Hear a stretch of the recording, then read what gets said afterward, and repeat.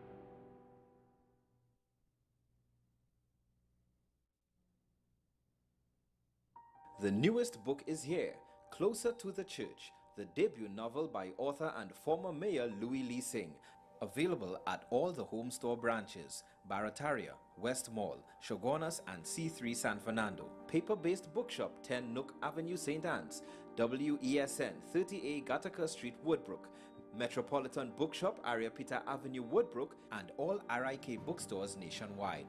Available online as paperback on Amazon.com and Kindle for e-readers. For more info, call 628-5835 or 389-6504. Also available from author Louis Lee Singh, I Used to Live in Heaven, Letters to My Granddaughters, and Local Government in Trinidad, Conspiracy Against the People. Every word, every line, every paragraph depicts a real moment in someone's life. A father, a sister, a mother, a brother. We at Newsday are dedicated to you, the people, and through independent, unwavering journalism, strive to always bring your stories to life. Because your stories are more than just words. Newsday, independent and credible.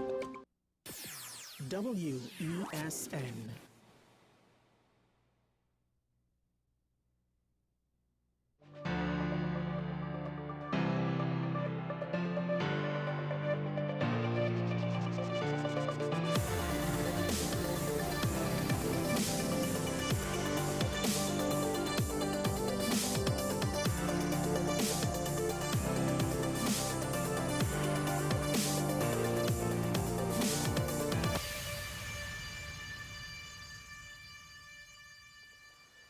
So, of course,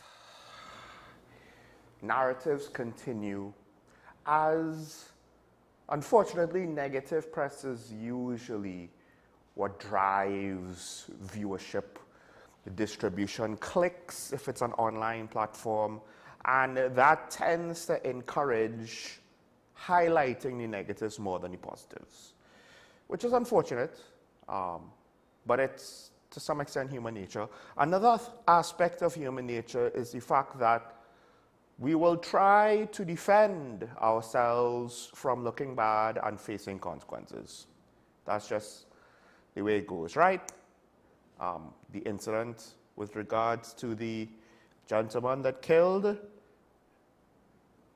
the woman and baby, he was so sorry he was begging for a lawyer to try and help him in his case. Now, apparently, with regards to the case of bullying and the suicide of the young man, the board of the school is claiming that it only received one report of an altercation involving said student, despite claims to the opposite, that there were years of bullying and attempts, I believe, were made to report it.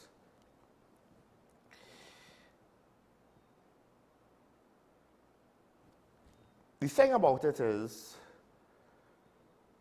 that statement could be true, that there was only one official report that the board has seen. First of all, it doesn't mean that the young man did not go to the teachers. It does not mean that the teachers didn't see anything or that other students didn't see anything, although the responsibility for other students to report such incidents are not to the degree of other teachers who may be aware of it. The thing is, you know, with regards to certain crimes, the police try to say, look, you need to report it, otherwise we can't do anything about it. Like, say, domestic violence. And right now, domestic violence is back in the papers, of course, because of that murder last week, but there was also another incident that happened over the weekend with regards to a knife attack and a kidnapping of a young child. Fortunately, I believe both victims are alive. The thing is, with regards to domestic violence, there's one key difference in that situation where we say, well, the police are not in your home to know what's going on. But in this case, we know two things.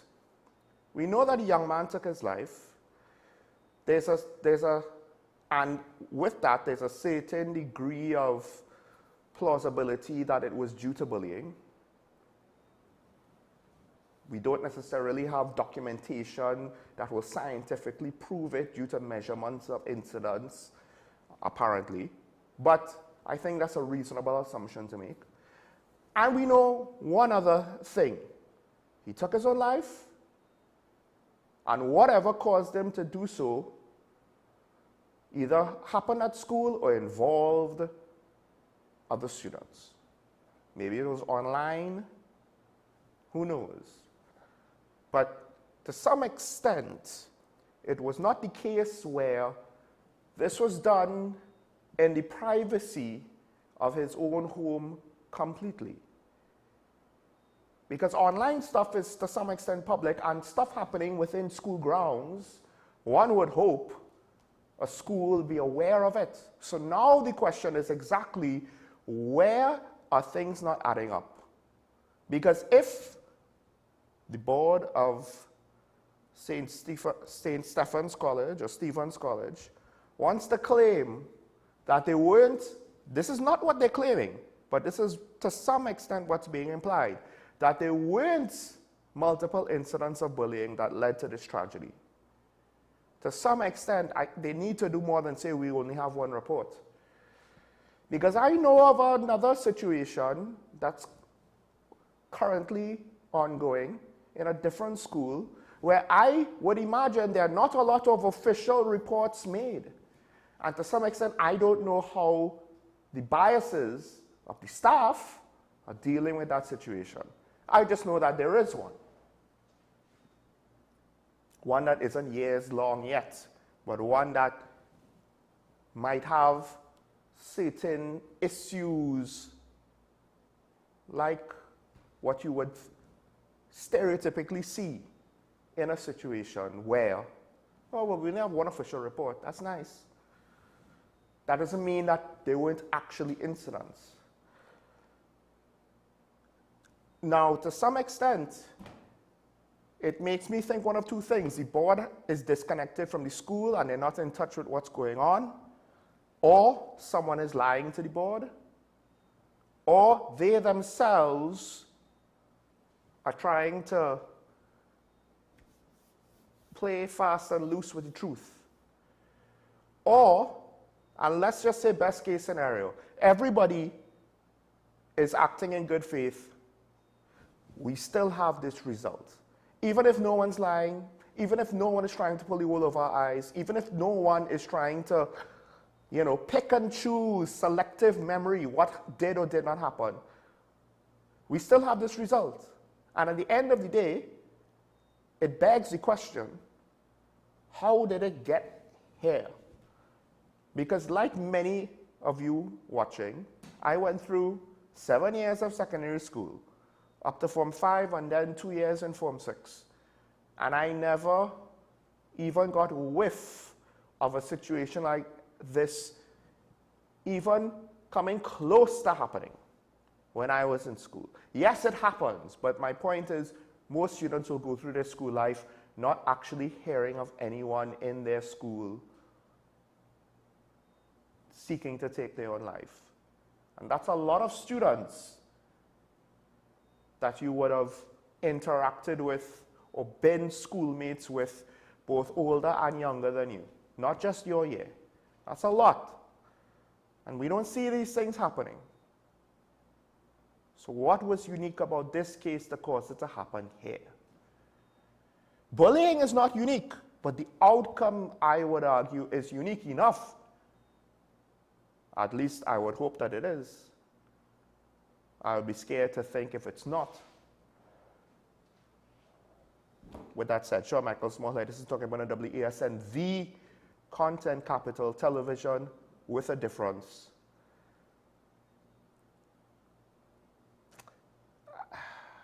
What are you going to do when you can't trust the institutions that you are supposed to put your faith in? I guess it's just one of those questions that we should be asking ourselves now more than ever. Why do I say that? Well, let's kick off today's Daily Review.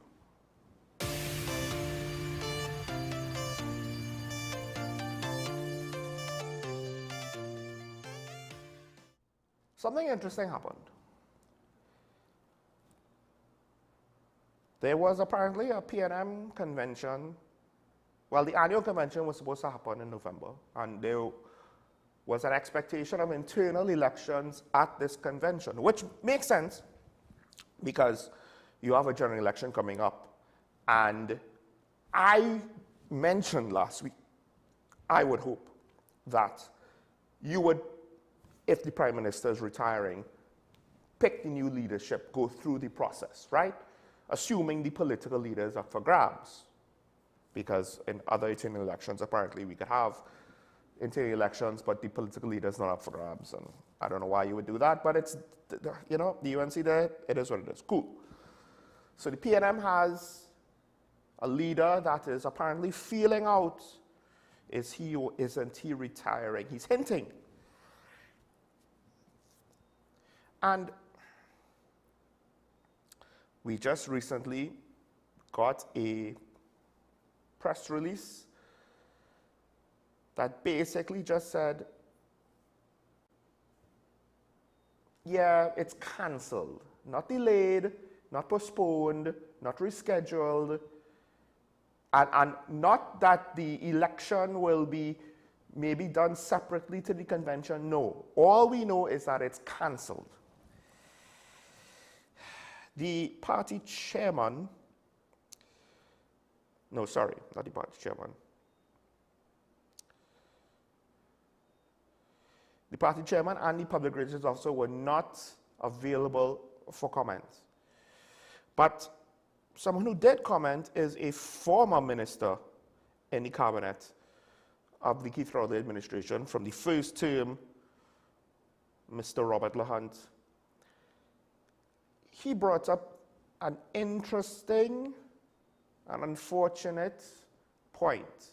Not that he has to say that this is a definite situation, but rather just he's hoping that this is not an attempt to stifle internal democracy in the party. The thing about it is, the fact that this press release was just done as is, it's hard not to see where he's coming from, because Minister of Youth Development, Foster Cummings, the press were able to ask him a comment. He is the General Secretary of the party, so one would imagine as part of the executive, he should at least have an idea of what the plan is. But outside of just saying that he didn't just say, he reminded that it was cancelled, not postponed. Now, there is a world where there will be an annual convention sometime next year. And the semantics could be, would it be postponed? Would it be next year's convention and they're just not doing one this year? Hence why annual convention cancelled. There's that world. But unfortunately, it would have behooved the PNM to make that distinction clear in their press release. Because right now, all we have going for us is inter-elections, as far as we know, are off the table. Hence, Mr. Lahunt's concerns that it's not going to be a situation where if Prime Minister Keith Rowley is looking to ride off into the sunset, he's going to appoint a successor. Because that won't be very democratic, would it?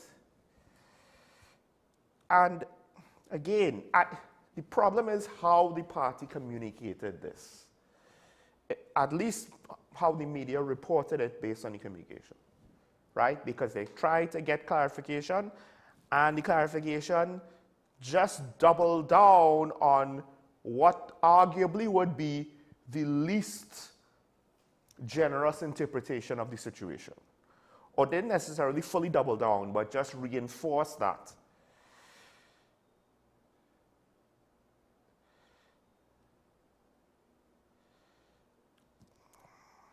One PNM member kind of went with what I said. He's considering that, look, they're waiting to select all party candidates with one big bang next year. This could, again, let's just assume we didn't get a lot of information to make this assumption or to speculate this, to think that this has any more credence than it did last week or last month or last year. But let's just assume that's going to be true. Somewhere within the first 6 months of next year, there will be a PNM convention where they will select the entire slate. They will overhaul their, for lack of a better way, their roster. The Prime Minister, if he decides to retire, will retire then. And they're waiting for that. That probably means, yes, that the election is not happening soon. It's going to happen way, well, as far back as it can. Which I think somewhere in August, and the window might start in August. I'm not sure if it extends 3 months after August. The flip side is, one could argue, there's a world where maybe they cancel the convention because they want to have the general election as soon as possible. That's another way to interpret it, although I like that one less. But not being transparent with the intention, it seems as though they just wanted to say, this is what we're going to do. What is the intention behind this? Technically speaking, we're not saying, as far as I'm aware, right? And therein lies the problem. Now we are left to speculate. Granted, things might turn around. You know, all it takes is for them to just, the next time they declare the news, it's not as though this is something that they need to do it up front so that they could put things in place in the long term. They don't need to communicate that to us. So this situation could flip on its head and become fine real quick when they tell us, yeah, we're going to do the internal elections in June or something. Right? So it's not as though it's one of those things where they're locked in and this is a long-term thing that they can't change, and now we're left nervous with regards to what are they exactly doing. But we're a little bit nervous because transparency works for you, lack of transparency works against you. To what extent does the country trust certain institutions, some of those being political parties? The UNC already has its internal situation. The PNM has its internal situation. One reason why they may have cancelled the convention, that the situation might not be clear enough right now, and the last thing the PNM wants to do is to allow any hint of internal discord and any amount of its dirty laundry to even reach the public. And that's why they can't necessarily communicate, or they don't know how to communicate the intention of the situation. And I did that in quotation marks because more knowledgeable or capable PRO individuals would have figured out a way to not necessarily lie, but to give a framework by which this would have been easier digested to the public. Now, most of the public, most of you probably are not going to care as much as I do. The problem is, too often, small signs of bad things happening tend to turn into big issues not too long down the line. So this seems small and minor, and like I said, it could turn around real fast when the party announces this is what we're going to do, and they could do that now for now, right? They can change their minds now for now and reverse this situation, my negative interpretation of it now for now, but it's the having faith part. Like I said, do we trust our institutions? Political parties are one. All right, let's take a break, and then we'll go to some other institutions. Stay tuned. This is Talking Point on WSN Content Capital. We'll be right back after this.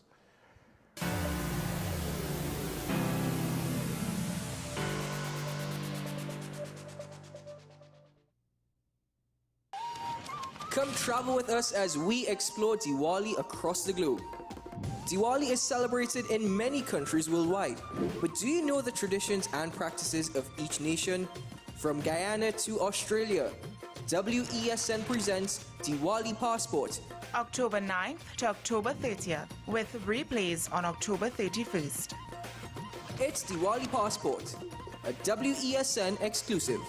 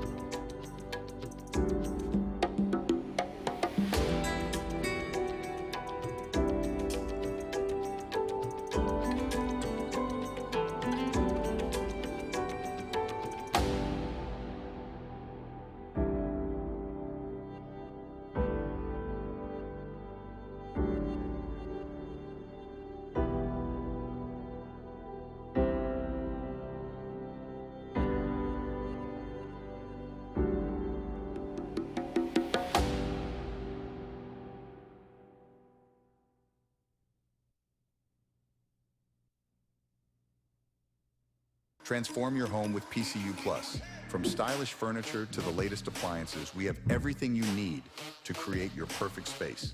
At PCU Plus, we offer fair prices and affordable financing options that are cheaper than hire purchase agreements. With convenient locations in San Fernando, Tobago, Arima, and our lifestyle showroom in Barataria, you're never far from the best deals. Visit PCU Plus today and discover why we're the top choice for quality furniture and appliances. PCU Plus. Quality you trust, prices you'll love. Visit one of our locations or find us online to start transforming your home today.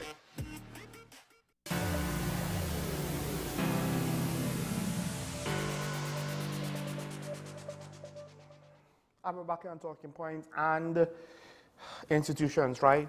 Police service, one of them, not necessarily going to go through all of the negative things with regards to the police and the press this morning, at least not right as yet.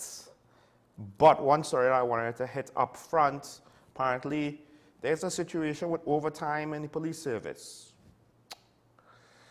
Police officers may be taking too much overtime. Police officers may be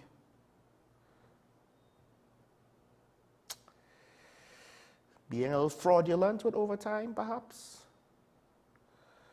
I mean, that's based on the headlines and maybe the interpretation of the situation. The minister has come out, apparently he's going to look to curb the overtime budget by 18 million. It was 418 million this year. This year. The year that's not, well, okay, I don't know if it's year end September 30th, 2024. So, first of all, there is a lot of questions with regards to, and this is one of the reasons why I look at things like the Defense Force, the police service, maybe to a lesser degree the fire service, but then again, it's more because we don't necessarily have as many indicators. Private motorcycles owned by members of the fire service catching fire and causing damage to an appliance in the Piarco Airport Fire Station, notwithstanding. It's kind of funny when they have a problem with tenders, and here we have apparently a situation where fire officers cause damage by fire to some of their tenders. But regardless, I have an issue because I see things that look like HR problems that seemingly could be common in the rest of the public service that are also within the Defense Force, the various arms of the Defense Force, and the TTPS.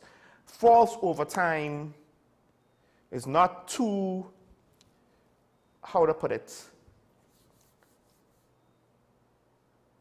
it's not too outside the realm of possibility when we have a culture with people with false clock-in and clock-out times, with false attendance. This is all in the public service. Going so far in at least one anecdotal case that I know of, it's not evidence, so take it with a grain of salt, but destroying fingerprint scanners so that they could continue the practices of defrauding their employer, which would be, I believe it was either a government ministry or a special purpose government company. We have this issue apparently with the TTPS, at least with regards to false overtime. Now, part of the issue is, and why I didn't necessarily say, yes, there is a false overtime issue with the police, it appears to be false overtime, is because somebody would actually have to go in and do the work to try to differentiate real, legitimate overtime to what is fake. What is, or rather, what is unnecessary. Because I would hope that any potential fraudulent activity over police overtime is not being done with phantom cops who are not actually there, whether in the field, at the station, whatever, right? I would assume fraudulent overtime might be with regards to police officers essentially kind of hanging around in whatever capacity, collecting or padding their paycheck without actually contributing anything. And the reason why it's to some extent fraudulent would be in part if the approval of this overtime was either not granted or the process was undermined in some way or fashion. Now, there are 6,450 police officers, but the actual strength of the police service, I believe, is less than that. And there are hopes that by March, we'll have the remainder of the 1,000 plus new officers, because some apparently have already graduated and are in the field, right, been sworn in. So the process of getting 1,000 officers out has started. It's not as though we're just going to get 1,000 all at once by next year, March, but it will wind up by next year, March, and then apparently the police will probably be at its actual authorized strength of over 7,000 officers. Will that be enough? I'm not entirely too sure, but part of it is that the wage bill of the police service is increasing. And then think about this. To some extent, on a practical level, we didn't have enough officers based on what was authorized for the manpower of the service to be. Then would there be any consideration to increasing it further? This is all the more reason to have to try to deal with this overtime budget. Part of the reason why I could see where the overtime budget is large is because there are not enough officers to do the job. The thing is, at some point, I think policing is like truck driving and like flying planes. At some point, you need to get some rest. Because I guess those industries learn the hard way, pushing your people beyond human limits is a bad idea. So they have mandatory rest requirements. So what extent do we have that with the police? To what extent do we not? And to what extent are we forcing officers or pushing them or encouraging them to go beyond what is practical? Because, and if we have time, we'll get into this later, let's not forget, like truck drivers who are operating large vehicles on a road, particularly like in Europe and the United States, where we're talking some real long-haul driving. You know, they have to be responsible in part to keep, yes, the goods safe, but also other drivers safe. And then double so with regards to airline pilots, because you have, in most cases, hundreds, in our local case, a lot of it will be dozens, but in many cases, 100, 200 passengers in a plane, you have to have mandatory rest requirements. I think even for cargo pilots, it'll be the same thing, right? Accidents at that level are very expensive. Now, I don't know why doctors apparently are not treated the same way. That's kind of crazy to me. But hey, apparently they could justify that. We already have a situation in the police, well, we need them to deal with school violence, and now they have to deal with bullying. And then where else are we going to call them to try to fix things with regards to our concerns as society breaks down? They had to deal with COVID and the public health regulations. Where else? Apparently they have to take over the Coast Guard's job with their marine units. So at what point are they going to be stretched too thin? And part of that stretching too thin over the last 4 years might have been way too much overtime. Remember, Carnival is around the corner, so nobody's going to get leave from the TTPS right now. Boots have to be on the ground, and this was already stated within the last couple of weeks, right, between the budget reading and now. We will have an increased presence up until the end of Carnival next year. And the question is, I don't know, hold on, time out. I thought the crime situation was throughout the year, not just during Carnival. But that's the goal. That's, to some extent, we've reached the point of time in the year when they're like, yes, and now nobody goes on vacation. We put all the boots that we have on the ground, and we just run our service ragged until the end of Carnival. And then we want to know, why is it that their productivity and effectiveness are low? So, okay, we need these new officers. That 18 million out of 418 million overtime, that's just scratching the surface, right? If we have more officers and there's less overtime, obviously, one would imagine the overtime bill would drop. Overtime hours should be more expensive than standard hours, right? So the overall wage bill should drop. The service needs to be more fiscally responsible as things get tighter. I do wonder if this process needed to be started about 2 years or more earlier. And then, of course, the question is, why didn't they? But we'll leave that there. Do you trust that your police officers are not just doing the job to collect a check, or that they're there to protect and save? Because that's the implication of any potential fraudulent overtime.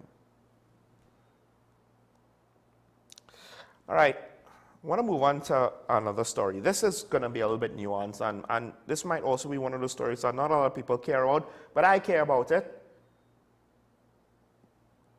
The opposition leader, she's calling on the Prime Minister and the government, I believe, because it wasn't just the Prime Minister that spoke on this topic, to apologize to the Chinese government for the statements on the Chinese coastal patrol vessels, the model of which I couldn't necessarily find out with a quick search this morning, didn't have enough time. But basically, the Prime Minister and the Minister of National Security called out these vessels for basically for breaking down, right? Calling it scrap. That's apparently all they're worth. And the thing is, the opposition leader, well, we have to sell their scrap, right? Many of the systems weren't working. The main fuels generator, steering system, corroded suction piping of auxiliary machinery, shore power system. Apparently all that's not working. Questions about the hull. The opposition leader saying, hold on, time out. This is an attack on the Chinese government. It must be condemned as baseless and petty. And went on to call out the Prime Minister's history of using parliamentary privilege, which to some extent is true. We have seen similar things happen during this budget debate, so can't necessarily fault over this part of it. The media should formally approach the Chinese embassy to obtain the official technical specifications of the vessel in question. Right? And she went on to say that it's quite laughable since China is perhaps the biggest shipbuilding country in the world, And Rowley's only achievement is building a good pen. The second part of that statement, just regardless of context, is unnecessary. But the first part is where I have an issue with. Because the Chinese Navy, let's cut to that photo there. That is, I believe, one of the latest Chinese aircraft carriers under manufacturing, well, under construction. It's launched, the catapult system is undercover.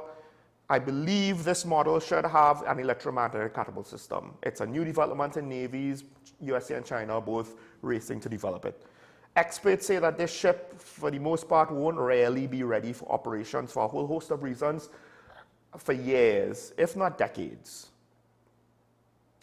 Because the thing is, China is looking to build a lot of ships.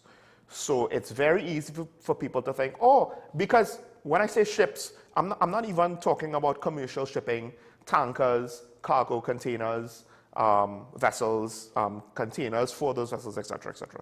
I'm talking about military or security type ships. And they are building technically more number of hulls than the United States right now, and they've been doing so for the last several years. Not necessarily that they have built so many ships of a sufficient size that the tonnage of their construction is higher than the Americans. That's point number one. Point number two, they have no tradition of naval shipbuilding. They're learning as they go along. One of the things is their first aircraft carrier, I believe it was bought and refurbished from Russia. And then they actually constructed their second one. This is their third, it's a little bit bigger. They're learning as they go along. They're still in the process of learning things about maritime shipbuilding for security forces. Now, smaller vessels would be easier, one would think. But let's not forget that these vessels, they weren't ordered yesterday in 2024. These vessels were ordered during the time of the People's Partnership. And we're talking over 10 years ago. They were delivered in July 2015. The hulls weren't laid in June 2015. There are other reasons why, if you follow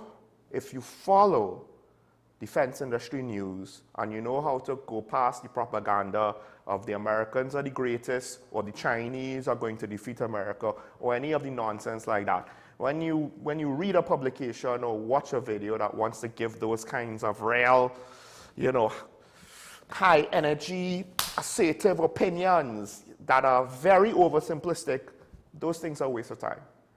But there are issues with regards to defense, contracting, and procurement around the world, including America and their own shipbuilding. They have their own problems.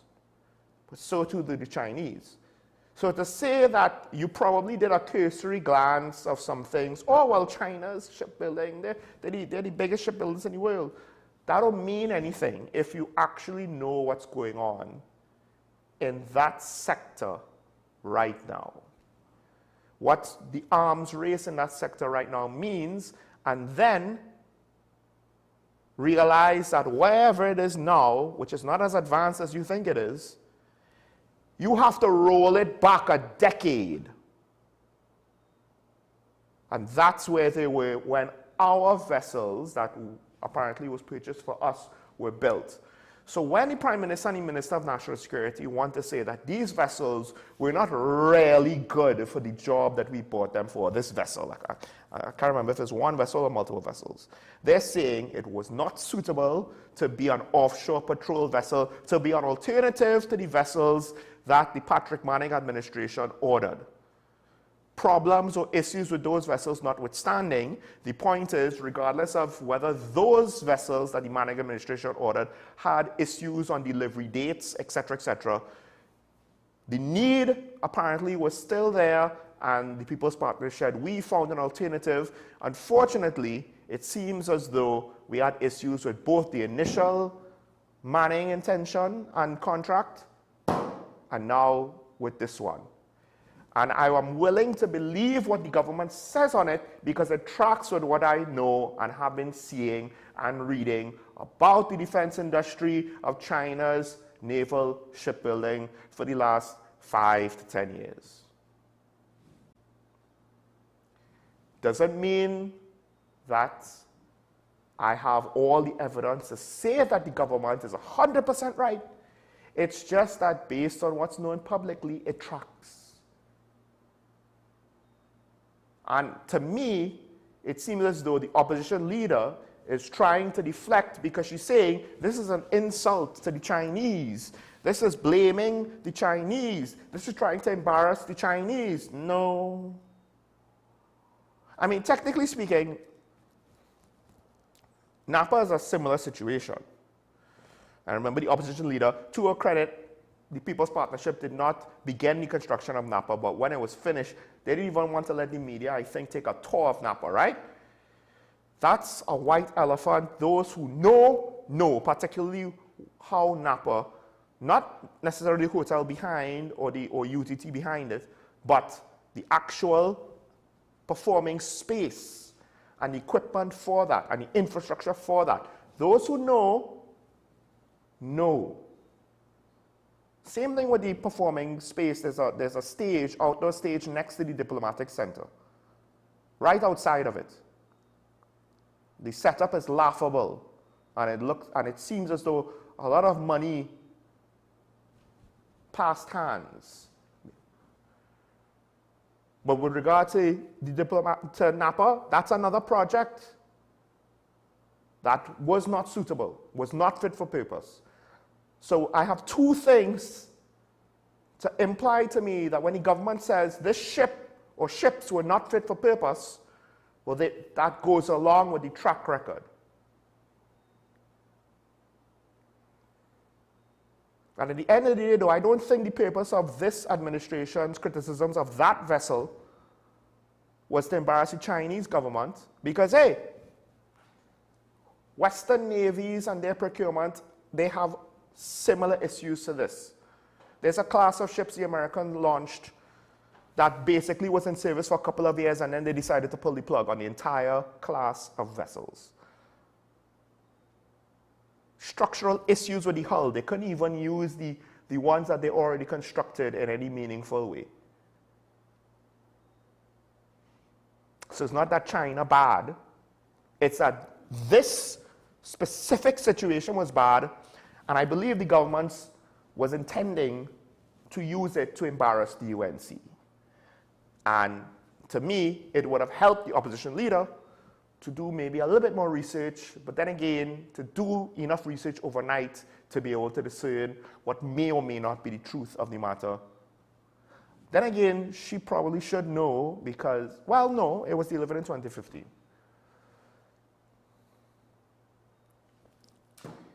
I'm sorry, this is something that I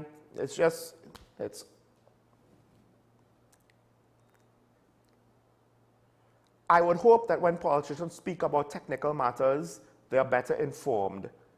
And what the opposition leader said implies to me that either she or the people who attempted to do the research for her, it wasn't good enough. And they're just playing defense.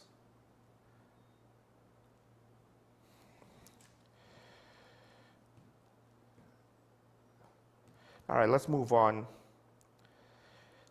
Last story we'll hit today.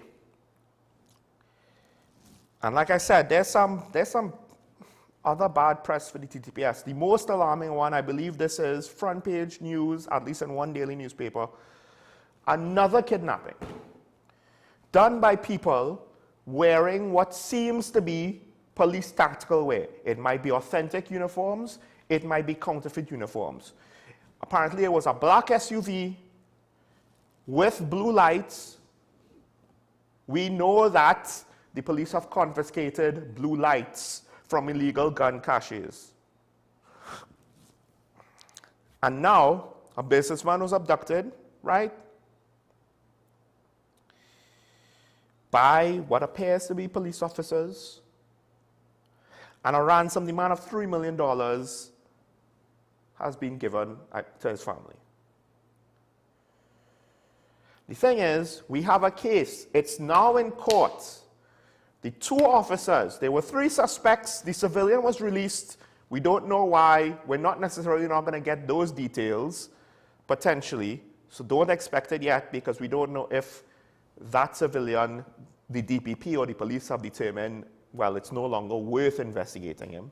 We don't know for sure. But the 2 police officers apparently have been charged for kidnapping and murder. And this is a hell of a thing. Now, kudos to the police. This case, the time frame of it, from the crime happening to the detection and arrest, and now I believe the charges are being put before the courts, it's moving at a pretty quick pace. Like Farid Ali would say, cases should not be, because they're high profile, get more attention and be fast-tracked. This is what I would hope to see for all criminal matters. I mean, to some extent, the perpetrators, the alleged perpetrating cops, kind of handed themselves on a silver platter using a marked police car, utilizing a all-black SUV, which apparently happened in this case. That's a little bit different. A black Tucson with blue flashing lights on the dashboard. It's not marked, it's not so easy to get. I don't know if anybody took down the license plate, but hey, we've reached that point now where if a police arrests anybody, the public might need to do things like take down the license plate number of the cars that your friend or relative was taken away in. From what Ashraf Ali has told us, and apologies, he as well as Inspector Callender won't be here today. They are not available. But as Ashraf, the TTPS media ambassador, usually for Talking About, has said, you should be able to ask for the badge numbers and the names of the police officers. And if they're not willing to give it to you, perhaps when they leave, you make a 999 call.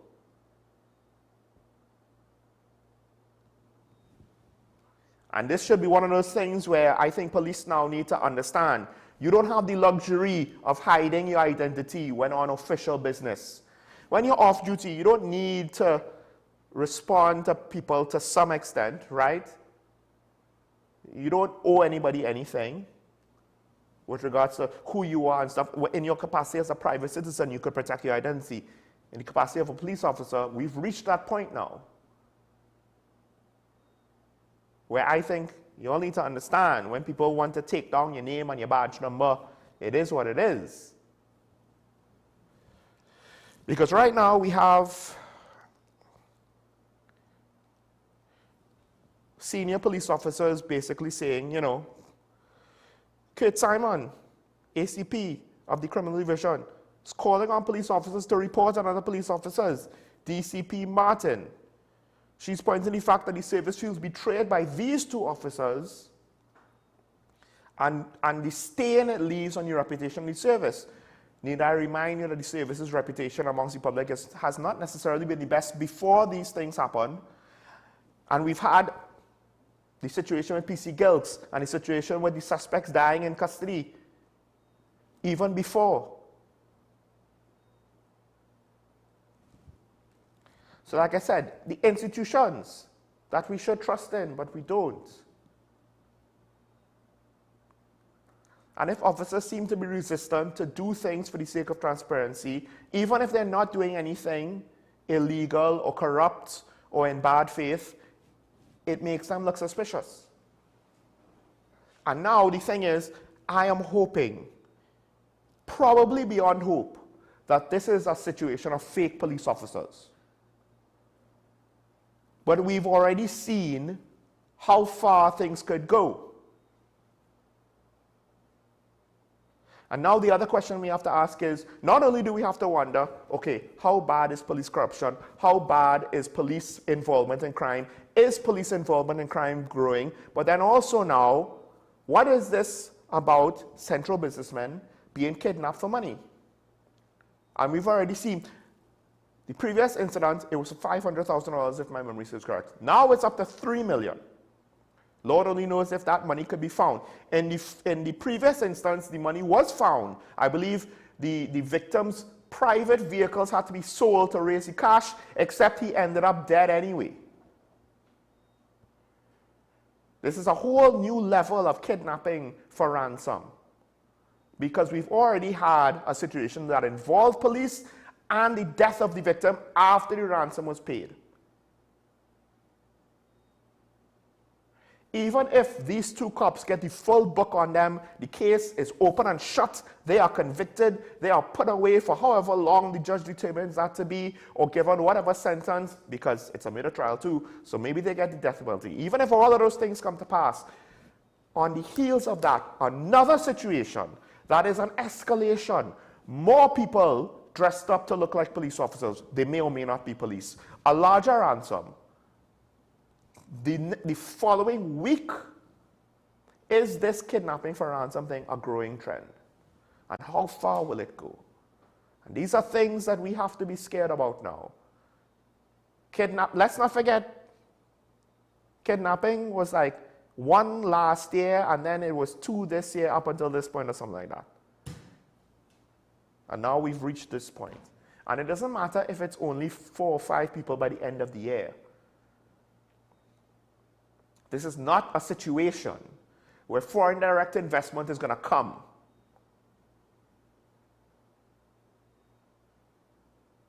Because the capacity for the police to have that extra gear, to flip that switch, if, let's say, a foreign national was interfered with, or a government official was interfered with, I think there's going to be a lot of questions with regards to that. Especially when we know that the USA has a report, I believe it might be the State Department, about senior government officials involved in human trafficking. And we have police officers now involved in a murder kidnapping. To what extent is our security, our national security, the veneer of it, a house of cards, and we just need the wrong one to be taken out from the bottom and the whole thing comes crumbling down? We saw a glimpse of that with the Deputy Commissioner of Prisons and the attack on him.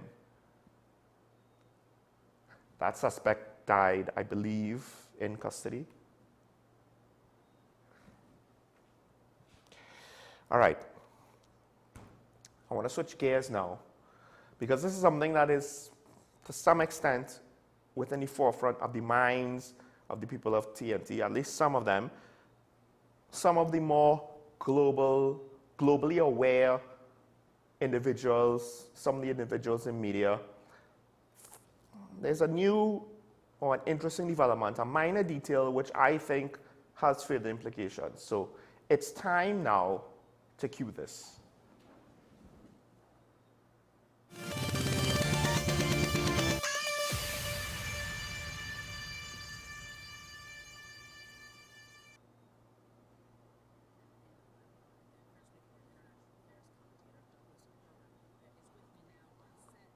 I need a talking. Josh? Clearly growing about peacekeepers. This is the third straight day that they've been targeted. And I think what's important first is, to sort of put in the context. I think a lot of people might even these UN peacekeepers on the ground in Lebanon, in the middle of all of this fighting raging between Israel and Hezbollah forces. It's not obvious that there's a United Nations international peacekeeping force there, and yet it has been there for decades, right? It was actually created way back in 1978 during a brief Israeli invasion of Lebanon back then when Israel withdrew, but it was really beefed up with more responsibilities, a broader mission after the 34-day war between Israel and Hezbollah in 2006. And today you have about 10,000 of the peacekeepers really on the ground throughout the country, and a lot of them, most of them are posted along this southern Lebanese region, and really their main job, obviously they have a lot of responsibilities, one of them being to work alongside the Lebanese army, to try to help the Lebanese army to reestablish control, because it is the National Army of Lebanon.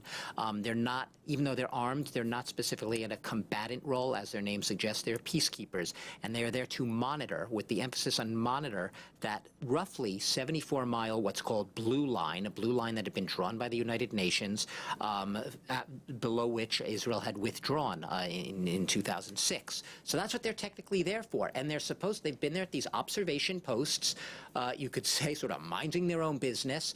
Much of the world never really even thinks about them, forgets they're even there, except at times like this.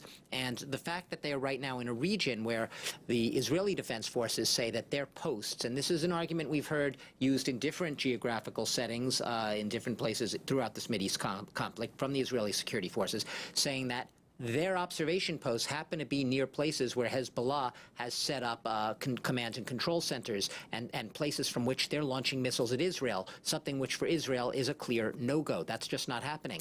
So Israel is defending itself. It says that it has warned these UN peacekeepers. They say, our intention is not, we do not want you to get caught in fighting. We do not want to hit you with tank fire or anything else. So they said, please push back. They gave them some warning. They said, please move back your position several kilometers. The UN peacekeepers said they were evaluating the situation, but they saw no reason to change their mission. Their mission is to stay put, so they were staying put for now. So it's really become a tit for tat, a real tussle between the Israeli security forces who are saying you better move or you're going to be hit, and the peacekeepers for now who are saying this is our mission, we're staying here, and we should not have our peacekeepers subjected to your fire. You should respect this. And it's even been, they've said, we're increasingly alarmed at what's happening. They say the peacekeepers are at increasing risk. This is the UN. And they are right now reassessing what they are going to do going ahead. But it's not a very easy situation for them right now, to say the least. And Ireland, of course, reiterated the concerns about UN peacekeepers increasingly coming under fire just moments ago. Now, meanwhile, Douglas, ceasefire efforts do continue, actually. And we are hearing not only about the U.S.'s involvement, but also one of its Gulf allies. Yeah, this is interesting, right? So Antony Blinken, right, we're used to him calling for a ceasefire. It's been his job. It has been his consistent policy. He says that the U.S. policy has been to do everything possible to prevent a spillover and escalation of this conflict. That ceasefire has obviously been very elusive. From the U.S. perspective, it seems that they were on the verge of perhaps securing and clinching a ceasefire several times. And they say that then the Israelis didn't follow up, or they were sometimes even taken off guard by the response from Israelis for not embracing those proposals. Most recently, a proposal for a 21-day truce between Israel and Hezbollah. But the UAE, which is an ally, but has strong economic ties with both Israel and the United States, but also with Iran in this region. It's really sort of a very difficult balancing act, but it's also one of the world's major oil producers, this Gulf monarchy, along obviously with Iran. So what it and its partners in the region, the other Gulf states, their absolute interest is, and what they've been imploring is, they've been calling for a ceasefire, saying they want the U.S. to play a more robust and aggressive role in pushing for a ceasefire, because it's not just in the interest of the whole region and everyone, but it's also in their own economic interest.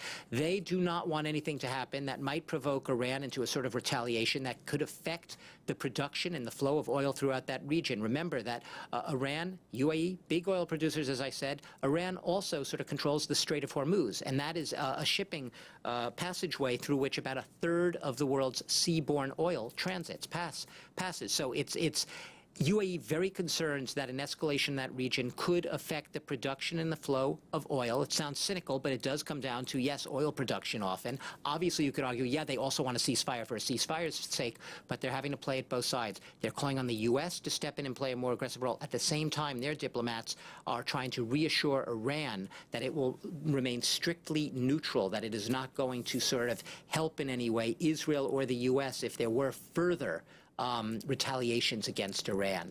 Very tricky role for the UAE right now. But it does come down to, once again, oil. So, politics.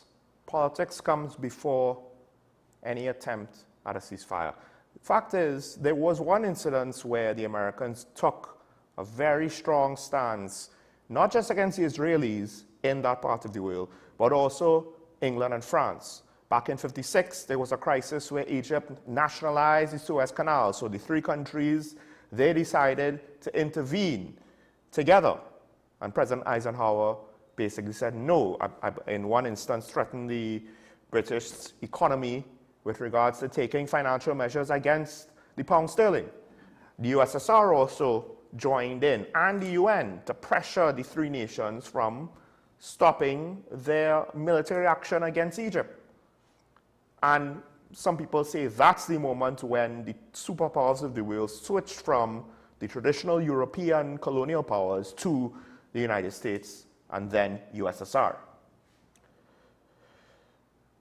It was a situation where, note, Israel may not have been quite the ally to the United States as it is now, but Britain, arguably, and France were coming out of World War II, particularly the UK. So we have seen there is a precedent where the United States will make a political stance against its closest allies. It did so. This example, although early on in the modern era, 56, was against the UK and Israel. Peacekeepers were then, once the countries backed down, were put to guard, essentially, the Suez Canal. It was, I think, or it is an example of what we need to see more than. Or rather, I guess, we already have that example. We need to see more than potentially even that. Right now, the political pressure of, say, Russia and the United States calling on a ceasefire is not going to be the same thing. I've said this before. Israel has been the pariah of the world already. They even allied with apartheid South Africa at one point when they were isolated. And the internal politics of America might not allow them to be completely isolated. But at the end of the day, we need to understand something. Because people want to say, oh, Israel are bombing schools and hospitals and UN peacekeepers. Well, here's the thing. Two things can be true at the same time. I do believe that people attacking Israel know that the international community will not accept if Israel hits with artillery or bombs a school, a hospital, or a UN peacekeeper observation post. So it is fairly obvious, well, let's just put our stuff there. And if they shoot at us, they'll shoot at the things they should not be shooting at, potentially hit those things, and the world will see it in a negative light.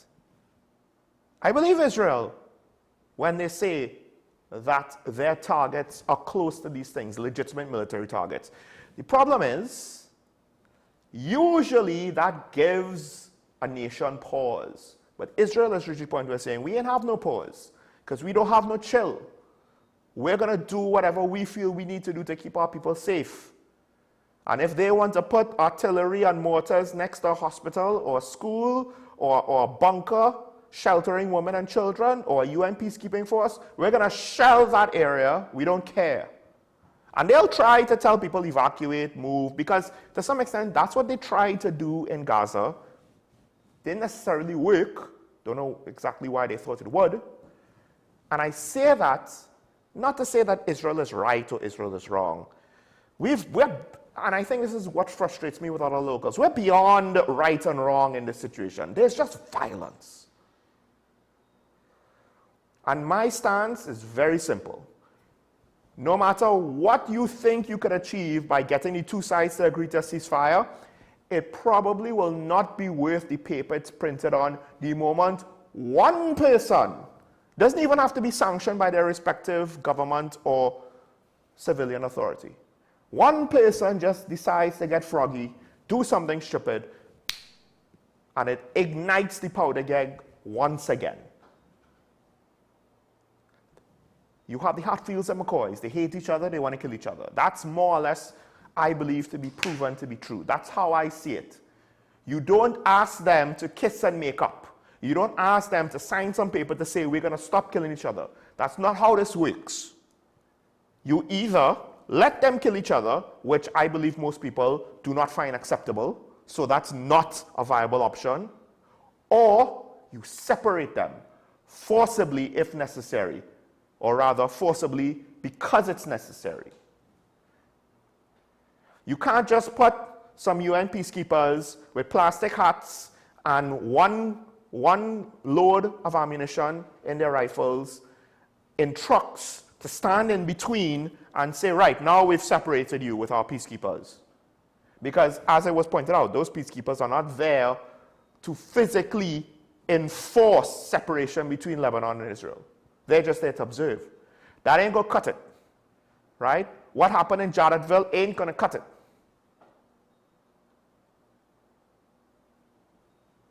That's an old situation where, again, questionable equipment, questionable mission.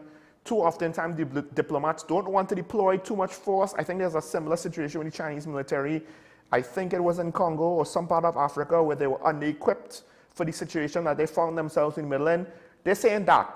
No. This is UN peacekeepers with full military hardware to forcibly keep the two sides, or in this case, Israel and all of the other sides, if you want to count them separately, apart, with the threat of serious violence to enforce that decision. Not some guys without body armor, with plastic hats that are painted blue in trucks to just kind of wave flags and stand as target dummies to try to get in the way of enemy fire. That ain't gonna cut it.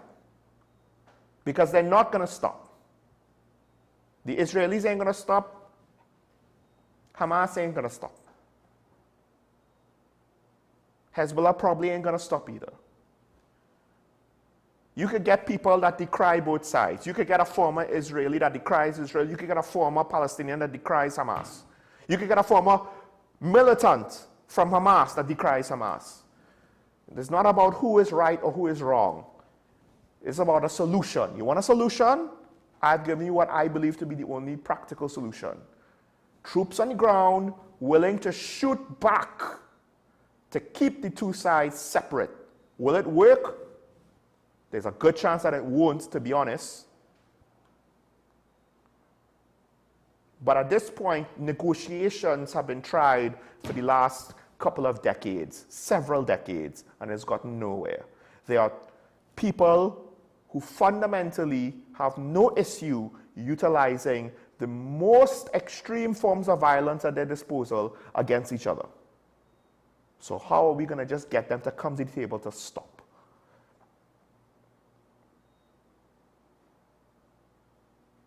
What happened last year, October, could happen easily again. And we're right back to square one. And that's what frustrates me, because everybody around the world wants to pick a side.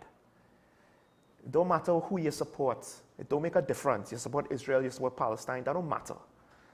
Where's the solution? We could condemn them in the UN, and we could even sanction Israel. Or we could sanction Palestine too. That's not going to change the decision makers in the situation. And that's not going to discourage them. Sanctions do not force regime change. That is a proven fact. Venezuela, North Korea, etc., etc. They're still willing to utilize military force to enforce their positions. And Israel has gone alone. Israel has already been a pariah to the world. It did not change its mentality whatsoever. So you want to have peace? Peace is not the natural state of man. We live in a world where predators kill prey, where males or females fight for dominance to mate. They don't negotiate. Where humans had to fight to survive in the wilderness before we built society. And the peace that society affords us is not the natural state of man. It is earned by our ability to defend that peace.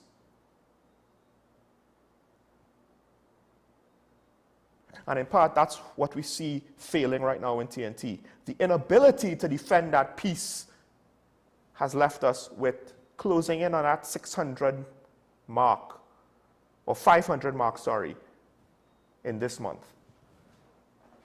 Now let's see if we could get to 600. Don't really want to get there.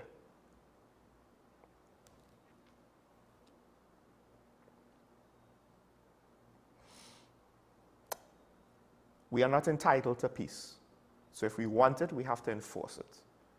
And if no one's willing to enforce peace in the Middle East, then to some extent I would argue the politicians who give all of this lip service for one side or the other, they don't really want it.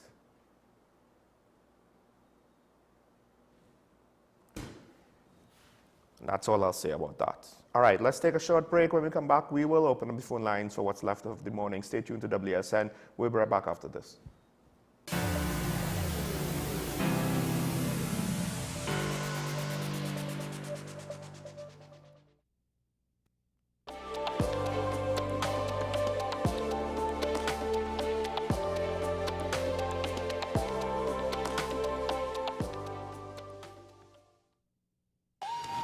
Come travel with us as we explore Diwali across the globe. Diwali is celebrated in many countries worldwide, but do you know the traditions and practices of each nation? From Guyana to Australia, WESN presents Diwali Passport. October 9th to October 30th, with replays on October 31st. It's Diwali Passport, a WESN exclusive. You are watching Strictly Legal on WESN Content Capital. Just give an overview of what exactly is that split arrangement. Now you don't need to register nothing. You don't need. We can do that another time. But then it becomes a hit, and then everybody starts to want to claim. The laws that predate many of the independent countries' constitutions are going to be those colonial laws. We know there are an infinite amount of circumstances that would lead to a murder. I have a great idea and, I have a great concept, but until it's actually expressed, it does not become intellectual property. Accomplishments or targets of a forensic accountant is to quantify what may have been lost. We believe we defend criminals and we manipulated the law and we exploited the system. A responsible journalist will reach out to the person who they have the information on for a comment.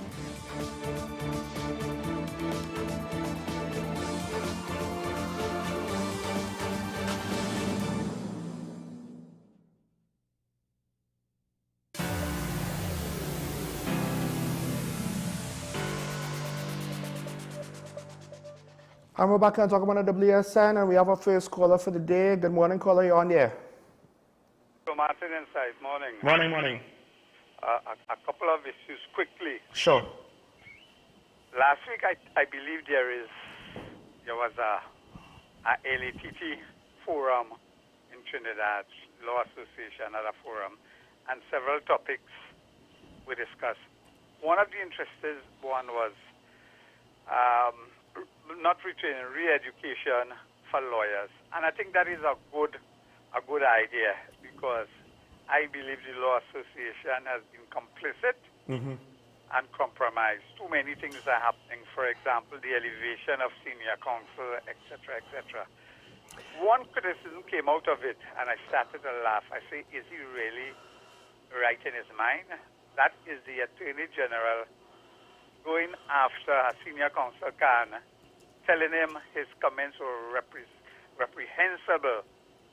Isn't that pot calling kettle black? Did he not realize that the current Attorney General did not apologize to the citizens of Trinidad when he went to a Miami court with his affidavit? I mean, they said that is the first thing he should have done. Come to Trinidad and say, people, it wasn't a memory loss. Because if it's a memory loss, you will have it recurring, and it appears that it continues to recur because he forget that he's supposed to make the files for the 20 million into the public, because we taxpayers pay for that. So he is asking another senior counsel to apologize. I think it should be Trump and follow suit. You apologize first, and then give senior counsel Khan the leeway to review what he made and apologize if basically it is needed. The second issue is kidnapping. The comments coming out of the police service is farcical and laughable. I hear they want to change uniform again. What will that get us? We need intelligent policing, because remember, it was the Trinidad and Tobago Police Force, and to change it to police service. Where we have gone with that, it's the same people inside it. So if you don't address your weaknesses in your human resource and your leadership, then we're going nowhere. For example, one of the things coming out with the recent kidnapping of a Konucha businessman, the police saying, you don't have to worry. It's only 25% of the kidnapping will end up in in murders and extortion. You say in 2005, between 35 to 50 of them was ransom, kidnapped for ransom. Quick call. So he is making a really, really jokey statement, and it doesn't give me confidence that they know what they're doing, because I've always basically said you catapult the days of policing officers into the leadership of the police. They didn't say anything, and they didn't say anything to clean up the police service. So it had to be inside there. The police had to clean up themselves. I'll go and have a nice morning. Thank you, caller. I'll respond to those things, but we do have to put on waiting on the line. Good morning, caller. You're on the air. Morning. Hello? Morning. Yeah, morning. A year ago, I called on the same frequency concerning the state of the Hall of Justice. Have you all ever looked at the Hall of Justice? Who's in charge of the Hall of Justice? Why it has to be in such dirty and look like in such dirty state and like some old building in what we used to call shantytown or so on? I mean, it is shameful that our Hall of Justice should look so nasty. Who is really in charge? Is justice dirty too? I don't know for the inside, but look at the Hall of Justice on the outside. Why nobody don't pay attention to that? Thanks a lot. That's what I call about. Thank you, caller. I'm not even sure if the government is able to do anything about it. I don't know who controls the maintenance of the building. Could be the Chief Justice, the judiciary. To what extent do they have independence for the government? Or rather, to what extent nobody really knows or cares to know who is responsible for it. They just want somebody else to do it. So since nobody wants to do it, it's not done. I mean, there's a whole host of small and large things that could be causing it. Do we have another caller on the line? Dabadi on the line. Good morning, caller. You're on the air. Good morning. Wonderful program as usual. And I want to talk about the police this morning. So many things that the complaints coming up with the police this morning, some are really low-hanging fruit that can be dealt with quite easily. The uniform. The uniform could be dealt with quite easily. Somebody had mentioned about going back to the original uniform, the identification of the officer. Police vehicles something could be done to identify a police vehicle. You're looking at, as far as the overtime is concerned and the amount of officers you need proper scheduling of officers. It's not that you need more officers. If you're taking 20,000 more, and you schedule them improperly, you would not be as effective as it should. But I really think that a lot of the things that are facing our problems today, the hierarchy in the police service is not taking it as seriously as it should be. I think these things need to be tackled head on. And Shawnee, you would remember me saying this. If you have a 2-year strategic plan, you're not going to see beyond your nose. The police strategic plan is 2 years, and they need to have a vision and be able to see beyond 2 years, 5 and 10 years down the road. How could you handle and want to take down crime with a 2-year strategic plan? Not practical. Nice program as usual. You have a nice day, bro. Thank you, caller. The thing is, to some extent, I can understand why the current commissioner has a short-sighted long-term plan. An oxymoron, right? Short-sighted because she's probably not going to be here more than a few years, right? From the beginning of her time till her retirement, it's probably, I don't think legally she could even reach 5 years. Which again, if what I just said is true, then begs the question, why select in the first place, right? Because I can't fault someone for not starting long-term plans if they're not going to be here to see through the plans. It's different if we're talking someone like a government starting a 10-year plan and they lose the election after 5 years, right? That's not quite the same thing. Because I do think to some extent it is practical and realistic for Euler to say, I ain't going to be here for 5 years, so me having a 5-year plan, that'll make sense. Whatever I'm looking to do. That said, whatever I'm looking to do needs to be done within my time, but to some extent, I guess I'll have to walk back some of my statements and say, even with that said, she should also be looking at the long-term health of the service and of the crime situation. So at the end of the day, I'm back to what you said, not necessarily that you pointed it to earlier, but I agree with you There needs to be more long-term thinking in the service. There's more that I want to say, but we do have, I think it's Kuva on the line. Good morning, caller, you on here? Good morning, caller. Hi, morning. Blessed morning to you. Morning. I'm calling to talk about the police. The policemen cannot read. They cannot write. That is why they're not taking any complaints. And I had something with them about 6 years ago. A friend of mine, I told him go back into the station and make the report of the domestic violence. And when he go, the policeman tell him, sit down there and wait. I sent him, I said, oh wait, go down to Shogunas, and I told the policeman name. Tell him go back and he gonna come up there after. When he reach up, he's still there. When the policewoman, like she must smell that he come in the building. She said, Mr. that is after 5 hours, eh? He said, come let me help you. Because you see, it have plenty writing to do and they want to be part of that. And that is how the policewoman took the complaint. Otherwise, then eventually they send and hold her. It's domestic violence, he sent for her. And that's how it ended up. Right? So thank you for hearing me.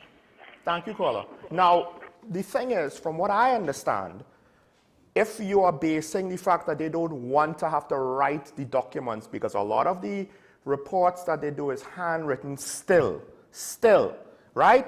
Digitizing the country, Ministry of Digital Transformation, nobody thought, hey, let's fully digitize the police service, in part because to try to be more accurate and potentially to have better secured, stored records of things that are important, like police reports, right? Also, it will make them more accessible to the members of the service if you have a database instead of having physical copies. If I now want to see a copy, I need to go to where a physical copy exists. You're not necessarily going to have a physical copy of every case reported throughout all the stations, but a criminal could go from North Trinidad to South Trinidad to Tobago to commit crimes if he so wants to.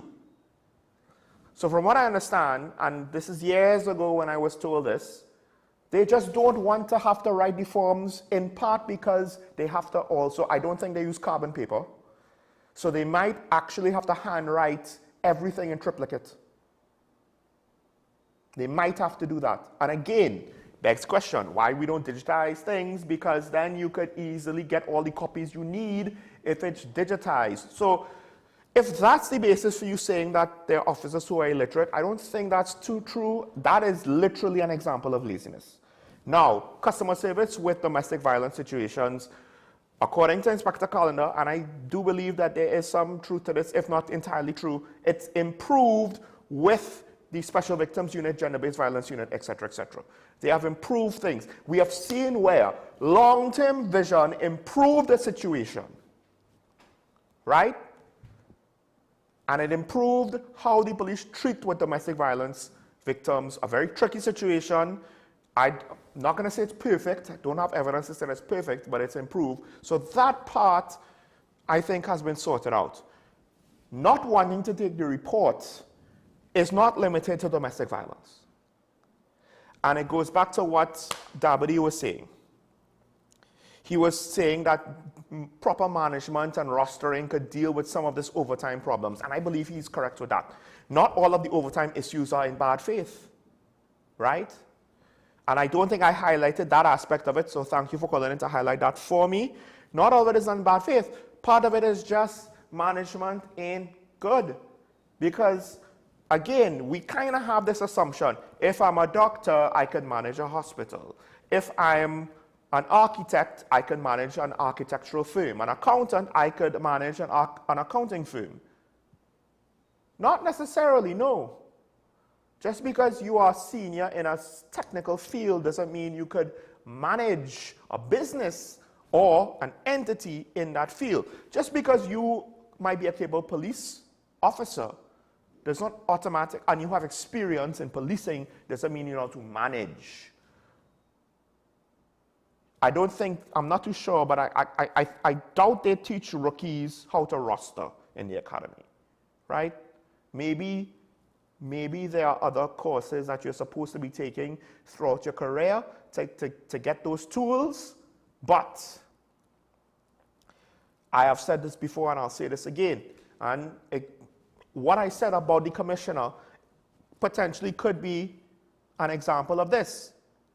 Because you are basically putting me, Ella potentially is in a lame duck situation. That's one of the reasons why she's not looking long term. Even though to some extent, while you could argue it's not practical for her to look only at the long term, she should still look somewhat at the long term, right? I can see that point. Where's the merit? What seems to happen is police officers are promoted on seniority, on tenure, not on merit. And that's why we potentially have bad managers and administrators and leaders in the service. Because how do you get to be the top cop and you can't even handle public speaking? San Fernando, last caller for the morning. Good morning, caller, you're on the air. Good morning, Sean. Morning, morning. I hear what you're saying about the police service, and I hear what David is said a while ago. However, I think I'm seeing an attempt to address that management issue. This, it seems as if the commissioner is trying to now put in charge of the divisions, put the DCPs in charge of divisions to add an extra layer of management within the divisions. And then because of those divisions, we used to be headed by senior soups. But I think that is changing because I think she realizes that there is a management issue. So I think that I want to just give it a little time and see how it starts to work itself out. But I think that extra layer of management would assist in things like the overtime, manpower, how they deal with the manpower, and a couple other things too. But I see that as a step in the right direction. This is the ACPs, right? Yes, the ACPs. They are now, if you look at what she's been doing recently, they have now ACPs in charge of most of the divisions now. Yeah. So I think it's an attempt to address some key management issues within the service because there is a serious management deficit. So I hope that this works. I want to just give it a little time. Have a good day, Sean. Thank you, caller. That's an interesting and good observation. Here's the thing. I actually think there's good and bad in that observation. First of all, one of the reasons why she may have done it, and kudos to her if this is the intention and she's identified this, well, the ACPs that were promoted were the former senior soups. So some of the people would have directly been in the pool to run the divisions. Now you're giving them more authority. There'll be senior soups under them, one would assume to help them. They're not necessarily moving on from their old role. Maybe their old job, but they're not necessarily their old role. And they might have more responsibilities added to it. But this in a way, could be a move to try to keep some level of continuity. The people who were doing the job will kind of continue to do the job. Might not be the same division. And of course, like I said, one would assume there will be senior soups under them now who there would be more people to try and deal with the workload. That may very well be a significant contributing factor to deal with and solve the problem. And again, these are the people with the experience. So for whatever good was going on, they would have been responsible for it. Keep them kind of overseeing things and having a hand in it. That might be a good idea.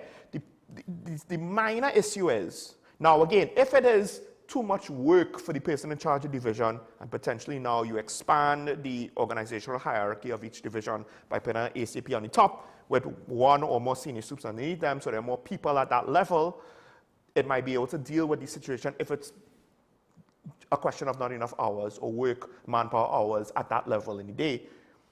But the cynic in me also will look at the possibility of, well, to some extent, the ACPs were the senior soups of yesterday, and if we say there's a problem, we're kind of just, I'm not saying this is in all cases, because I don't expect it to be in all cases, but potentially we're just the same people that were responsible for the mess, we're keeping them in charge. And the truth is probably somewhere in the middle where it might be true in some cases and it might not be true in other cases of each individual ACP, right? And again, that is assuming that all of the senior soups were promoted to ACP, all of the senior soups in charge of divisions. I'm just saying there's a possibility that some are in that unique role and maybe none of them were the problem. And that's why they were promoted to ACP, whereas the other ones may be proper HR practices for evaluation. They weren't promoted because they were identified as not having enough merit. In which case, then I would have to walk back my statements just before you call. So it's not so easy to decipher. I think what you said, ultimately, I'll see it as a net positive, despite my criticisms or my cons or the devil's advocate that I just played towards the end there. I'll still see what you just said as a net positive, right? It's also a strategic decision. It's a management decision. We're going to change the structure. It might be a minor tweak, but sometimes some of the biggest things happen by just these minor adjustments. Helps with the workflow and the responsibility and all that. But with that said, the management aspect I still think has issues based on the executive leadership. That's point number one. Point number two, based on the fact that the rank and file at times seems to be more than willing to disobey within view of the public, their supervisors, superiors, and to what extent the head of the station / division. Because they don't always follow what is policy as stated by the executive. And I'll just leave that there. All right, we're over time. With regards to the uniforms, I don't know if it could be solved easily. Changing the uniforms will only work if you could ensure that the new uniforms are not compromised like the current uniforms, which I think are all compromised. So if you want to keep the current uniforms, in theory, you would have to do your best to try to clean up all of the counterfeits and all of the authentic uniforms that are out there in the wild. I don't know to what extent that will be done or that is practical, hence why there's a world where a new uniform does make sense. But again, if it's going to be compromised in a similar fashion, new counterfeits made, new authentic uniforms being stolen, then it's bad enough. And yeah, the Law Association, I don't believe is directly responsible for who's chosen to be senior counsel. They could advise, but it's up to the government. Basically, yeah, the president appoints, yeah, it's up to the government, right? Let's just cut to the chase on all practical level. Unless we have anything as members of the public to be proven otherwise, that is what it appears to be based on how they have conducted the business of promoting senior counsels and the lack of transparency and how they communicate it. That is the perception that we are left with.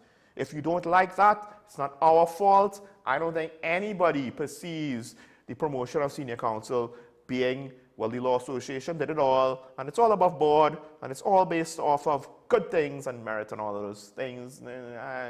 Too many examples from both sides of the political spectrum, the red and yellow. Yeah, a lot of questions and a lot of lacking with regards to transparency, which works against you, and I'll leave that there. Folks, make today a good day, as Mr. Shah would always say if he were here. Remember your allegiance to the Republic and to each other. Stay safe, both crime and dengue, as well as NCDs. They're always on the horizon in TNT. Stay safe so we can see you all tomorrow. Bye-bye.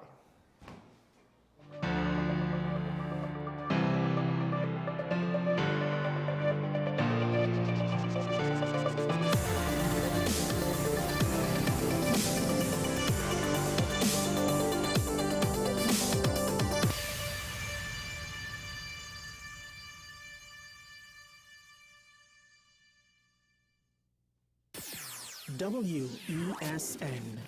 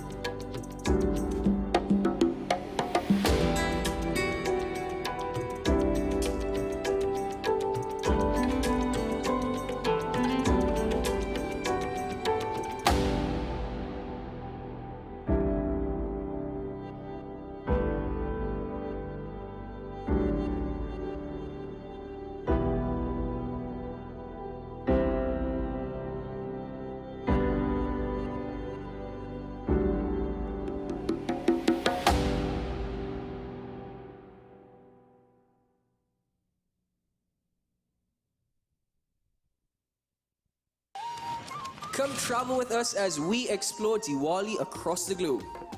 Diwali is celebrated in many countries worldwide, but do you know the traditions and practices of each nation? From Guyana to Australia, WESN presents Diwali Passport. October 9th to October 30th, with replays on October 31st. It's Diwali Passport, a WESN exclusive.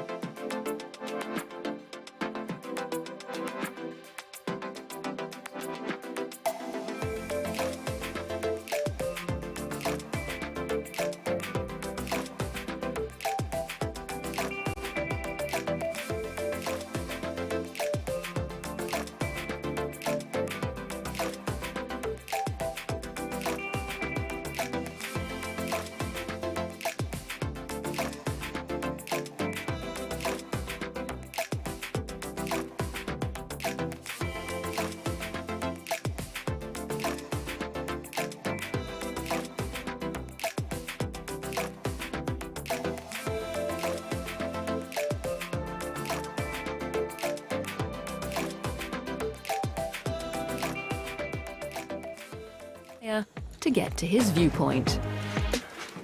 It's narrower, but the narrower it is, the more it means we're in a part of old Paris. And that's awesome.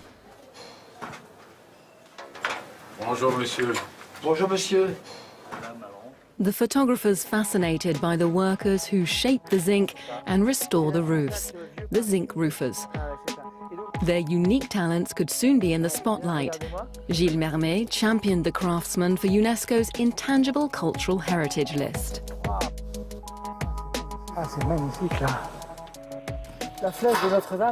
There's Notre Dame, the spire of Notre Dame, almost finished. What a wonderful sight. We wanted to create some real momentum to help this community of roofers gain recognition from UNESCO.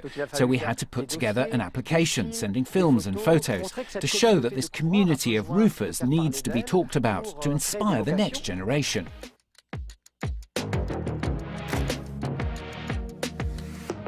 The trade's a key part of heritage maintenance because of its attention to detail. When you've got roofs like this, as far as the eye can see, it's an ocean of grey, a sea of zinc. But when you get closer and you really look, you say to yourself, but this is extraordinary, it's haute couture, it's an art.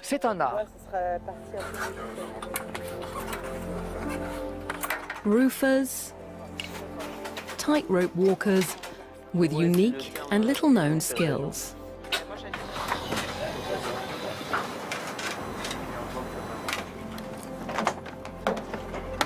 We bend the zinc, so using my tracer, I trace where I want to bend. I check the measurement, take the handles, and then we have a nice fold. We start with raw material and we get to something that's properly finished, and all this is done using the methods we've been taught, a way of working, and that's the beauty of the trade. Fortunately, our elders are here to pass it on to us. That's how we keep this trade alive. Sylvain Lino has been a roofer for 15 years and wouldn't change his job for the world. Yeah, there's a great view from my office. Yet the sector is struggling to attract new recruits. Every morning, Paris construction sites are around 500 roofers short. It's a tough job. It's quite grueling despite everything. People struggle to stick at it because of the weather, because of the working conditions, which can be difficult. It's part of the job, and yes, that's one of the drawbacks. But you have to keep passing on the torch, because if you don't, you're going to lose it all. You lose that know-how. There's one thing that I'd say to a young person who's curious: come and give it a try. Zinc might give Parisian roofs its perfect grayscale, but its effect on temperatures is less cool than its palette. Zinc absorbs heat, roasting Parisian homes. Roofers experience it every day. If we have an egg to cook, we can put it on the zinc. This summer I had to deal with temperatures of over 55 degrees. It burns your hands, it burns your knees. We worked from 7 a.m. to 2 p.m. because after that we just couldn't handle it. It was too hot. It was impossible to work properly. To help Paris meet its objectives prompted by the challenges of global warming, La Pure, the Parisian urbanism workshop, has carried out a survey of the French capital's rooftops. There are around 130,000 roofs in Paris, covering around 32 million square meters. So that's a considerable surface area. Of these 130,000 roofs, zinc accounts for around 3/4. Zinc is malleable, it has a long service life, almost 100 years. It's environmentally friendly because it can be recycled. But on the other hand, it conducts heat relatively well, so it can actually contribute to discomfort on the top floors of buildings with zinc roofs. Originally, attics were part of a building's insulation system, acting as a buffer zone for heat when temperatures rose. But little by little, they were transformed into yet more housing, where temperatures often become unbearable in summer.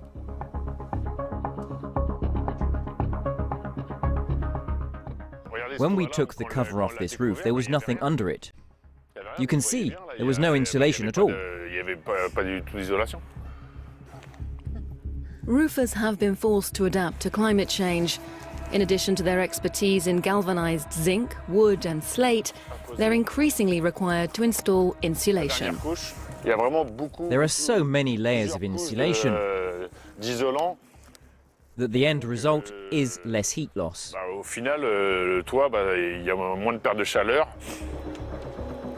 According to some professionals, this insulation is more effective in winter than in summer, and it does require homeowners to undertake major work to install it, as highlighted in the Paris at 50 degrees report. There is a clear question of financial sustainability. The issue of financing is the main obstacle to continuing these policies of greening and updating buildings. Another problem is that zinc roofing overheats not only the housing underneath it, but also the surrounding air. These findings came from a study carried out in the summer of 2023 by Eitan Levy's startup. His architecture firm's developing a solution to mitigate the effects of global warming in cities. We're trying to create shade, more greenery, and make roofs accessible to people to cope with heat waves, and to counter the lack of space and green spaces in densely populated cities like Paris. Planters attached to zinc roofs are an example of these cooling strategies. A pilot project has been installed on the former town hall in Paris's 4th arrondissement, which is now home to the Climate Academy.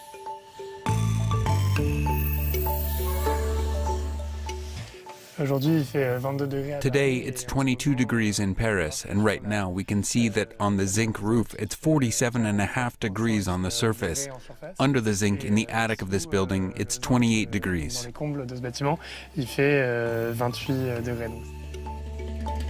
When there's a planter on the roof, the temperature doesn't soar. It hovers at around 20 degrees, both on the roof's surface and inside the attic, bringing down temperatures while also bringing people together. The idea is to create new social